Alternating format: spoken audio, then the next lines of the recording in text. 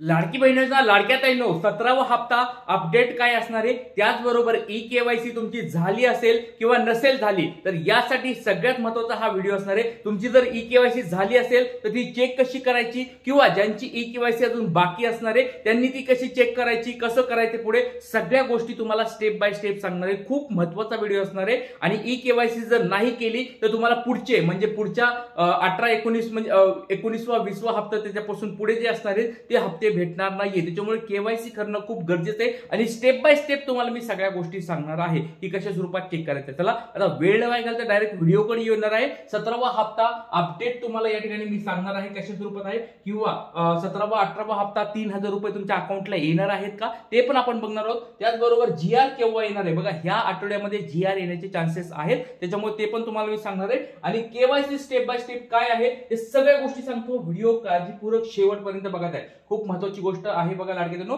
तुमचं नाव सांगायचंय, जिल्हा सांगायचंय आणि तुम्ही ई-केवायसी करताना तुम्हाला असा मेसेज येत आहे का सगळ्यांनी सांगायचं। ज्यांची केवायसी झाली आहे त्यांनी पण सांगायचंय आणि ज्यांनी केवायसी केली नाहीये त्यांनी पण हे सांगायचंय की तुम्हाला असा मेसेज येत आहे का। ज्यावेळेस तुम्ही लाडकी बहीण योजनेच्या गव्हर्नमेंटच्या पेजवर जातात, लिंकवर क्लिक करतात, स्वतःचं आधार कार्ड टाकतात, त्या आधार कार्ड टाकल्यानंतर तुम्हाला हा मेसेज येतोय का, वॉर्निंग वाला मेसेज आहे, ऑरेंज कलर मध्ये, भगव्या कलर मध्ये हा मेसेज आहे, या आधार क्रमांकाची ई-केवायसी प्रक्रिया पूर्ण झालेली आहे।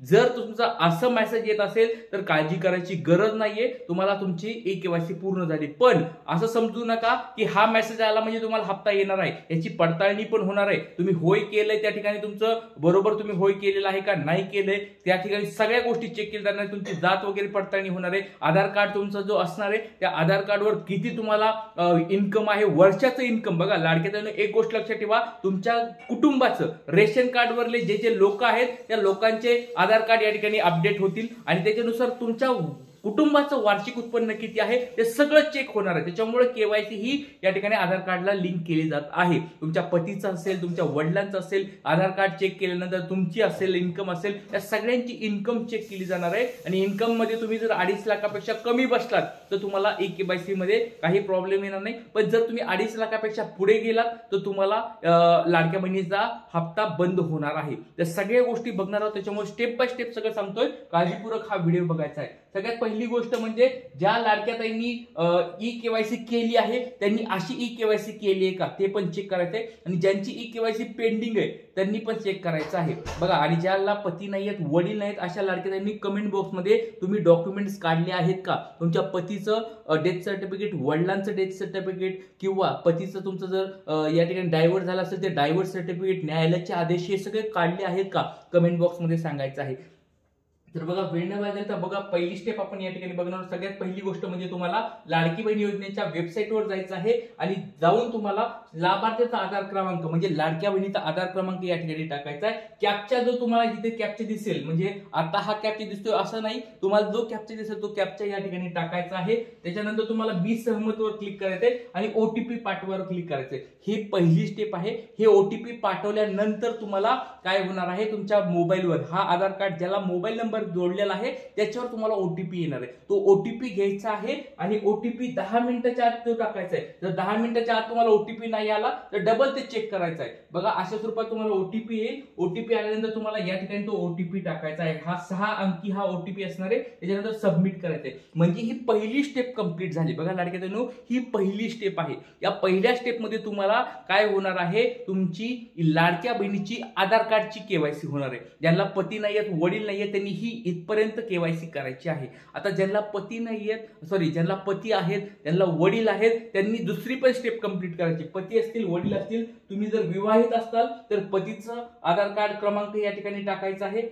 जर वडील असतील तुमचे म्हणजे तुम्ही अविवाहित असाल, वडील असतील तर तुम्हाला वडिलांचा आधार कार्ड नंबर या ठिकाणी टाकायचा आहे। त्याच्यानंतर कॅप्चा या ठिकाणी तुम्हाला टाकायचा, जो येईल तो मी सहमत आहे याच्यावर क्लिक करायचंय आणि ओटीपी पाठवायचा आहे। म्हणजे तुमच्या वडिलांचा पतीच्या मोबाईल नंबरवर या ठिकाणी ओटीपी जाणार आहे। 10 मिनिटाच्या आत तो ओटीपी येईल तुम्हाला, तो 10 मिनिटाच्या आतचा ओटीपी तुम्हाला घ्यायचा आहे आणि ओटीपी घेतल्यानंतर तुम्हाला या ठिकाणी टाकायचा आहे। तो ओटीपी 6 अंकी असेल तो या ठिकाणी टाकून ओटीपी वर क्लिक करायचे बघा। दुसरी स्टेप पण याच्यानुसार तुमची पूर्ण होईल। लाडक्यानो खूप महत्त्वाचा व्हिडिओ आहे, ई-केवायसी तुम्ही अशी जर केली असेल तर तुम्हाला हप्ते भेटणार, त्याच्यामुळे व्हिडिओ काळजीपूर्वक बघायचा आहे। खूप महत्त्वाचा हा व्हिडिओ असणार आहे। आता बघा, तिसरी महत्त्वाची, सगळ्यात महत्त्वाची ही स्टेप आहे आणि या स्टेपमध्ये बऱ्याच लाडक्या ताईंनी चुका केल्या।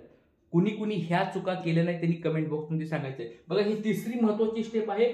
हे तुम्ही वडिलांचं जर आधार कार्ड टाकलं असेल तर वडिलांचं नाव दिसेल, पतीचं आधार कार्ड टाकलं असेल तर पतीचं नाव दिसेल तुम्हाला, ऑटोमॅटिक ते नाव येते, त्याच्यामुळे तुम्हाला लिहायची काही गरज नाहीये। त्याच्यानंतर बघा, जात प्रवर्ग या ठिकाणी तुम्हाला निवडायचं, तुम्ही ओपन मध्ये असाल किंवा कास्ट मध्ये असाल ते तुमचं त्या ठिकाणी निवडायचं आहे। त्याच्यानंतर बघा, या ठिकाणी पहिला जो आहे, तुमच्या घरामध्ये कुणी हे आहेत का नोकरदार वगैरे आहेत का, जरा घुमून प्रश्न विचारला। या ठिकाणी तुम्हाला होय करायचं आहे। तुमच्या घरामध्ये कोणी नाही अशा स्वरूपाचा जो प्रश्न आहे त्याच्यामध्ये या ठिकाणी होय, माझ्या घरात कोणीच या ठिकाणी सरकारी नोकरदार नाही, होय करायचं आहे। आणि तुमच्या घरामध्ये केवळ एक विवाहित आणि एक अविवाहित अशा स्वरूपाच्या महिला लाभ घेत आहेत तर या ठिकाणी पण होय करायचंय। दोन्ही पण ठिकाणी होय होय कुणी केलेलं आहे कमेंट बॉक्समध्ये पटपट सांगायचंय। जर होय होय केलं असेल त्याचा अर्थ असा आहे की तुम्ही लाडक्या बहीण योजनेसाठी पात्र आहेत, सगळ्या तुमच्या कंडिशन पूर्ण आहेत। जर तुम्ही या ठिकाणी एक जरी नाही केलं तर त्याचा अर्थ असा होईल की बाबा तुमच्या घरामध्ये एक ते कुणी सरकारी नोकरदार आहे म्हणजे तुम्ही श्रीमंत आहे, तुमचा हप्ता डायरेक्ट बंद होणार आहे। जर या ठिकाणी होयच्या ऐवजी नाही केलेलं असेल तर या ठिकाणी पण तुम्हाला बऱ्याच लाडक्या ताईंना कळालं नाही। बघा, हा प्रश्न पण घुमून फिरून विचारलाय। जर लाडक्या ताई असे असतील की घरामध्ये एकच लाडकी ताई, तिला मुलगी नाही, मुलगा नाही, कोणी नाहीये, एकच लाडकी ताई आहे आणि ती त्या लाडक्या ताईंनी काय केलंय या ठिकाणी नाही केलंय, म्हणजे ती म्हणले की मी विवाहित आहे पण या ठिकाणी अविवाहित आमच्या घरामध्ये कोणीच नाहीये, तर त्या ठिकाणी कन्फ्युजन होऊन या ठिकाणी लाडक्या ताईंनी काय केलंय, नाही केलंय। तर या ठिकाणी असं जरी केलं असेल तर या ठिकाणी तुम्हाला काय करायचंय, अंगणवाडी सेविकांना भेटून तुम्हाला पुढे सांगायचं आहे। कारण की जर वरून फिल्टर त्यांनी डायरेक्ट या ठिकाणी दोन्ही होय होय चेक लावले तर तुम्हाला या ठिकाणी लाभ बंद होणार। त्याच्यामुळे लवकरात लवकर अंगणवाडी सेविकांना भेटायचं आहे अशा लाडक्या ताईंनी आणि त्यांनी या ठिकाणी होय करून घ्यायचं आहे। होय म्हणजे हा माझ्या घरामध्ये दोन्ही, एक विवाहित एक अविवाहित हे असेल, कारण ही कंडिशन आहे, पात्रता, त्याच्यामुळे काही काळजी करायची गरज नाही, तुम्ही होय या ठिकाणी करायचं आहे। तर असं कुणी केलंय आणि त्याच्यानंतर सबमिट बटनावर क्लिक करायचंय। सबमिट बटनावर क्लिक केल्यानंतर तुम्हाला या ठिकाणी अशा स्वरूपाचा मेसेज येईल, तुमची ई-केवायसी पडताळणी यशस्वीरित्या पूर्ण झाली आहे। बघा, यशस्वीरित्या जर पूर्ण झालेली असेल, काही काळजी करू नका लाडक्या, तुम्हाला तुमची पूर्ण झालेली आहे म्हणजे हे सगळ्या गोष्टी केल्यानंतर। पण आता बऱ्याच लाडक्यांचा प्रॉब्लेम काय झालाय, दुसरं आधार कार्ड टाकायच्या वेळेस त्यांनी काय केलं, त्याला पती नाहीत, वडील नाहीत, ह्या लाडक्यांनी काय केलंय, चुकून कोणाच तरी घरातल्या कोणाच तरी आधार कार्ड टाकले, कुणी नातेवाईकाचं आधार कार्ड टाकले। पण हे कधी प्रॉब्लेमॅटिक होणार आहे तो सांगतो, ज्यावेळेस पडताळण्या चालू होतील। आता ई-केवायसी चालू आहे त्याच्यामुळे तुम्हाला आता अजून हप्ते भेटून जातील, पण ज्यावेळेस तुमची ई-केवायसीची पडताळणी सुरू होईल, म्हणजे पडताळणी सुरू झाल्यानंतर तुम्ही त्या ठिकाणी सापडणार की बाबा हे तुमच्या आधार कार्ड नंबर टाकलाय, तुम्ही कुणाच तरी मामाचा आधार कार्ड टाकलाय, मामाचं कुणाच तरी दिलंय, पण तुमच्या रेशन कार्डवर ते मामाचं नावच नसेल तर तुम्हाला लगेच समजेल की बाबा हे कुणाचं दुसऱ्याचं टाकलंय।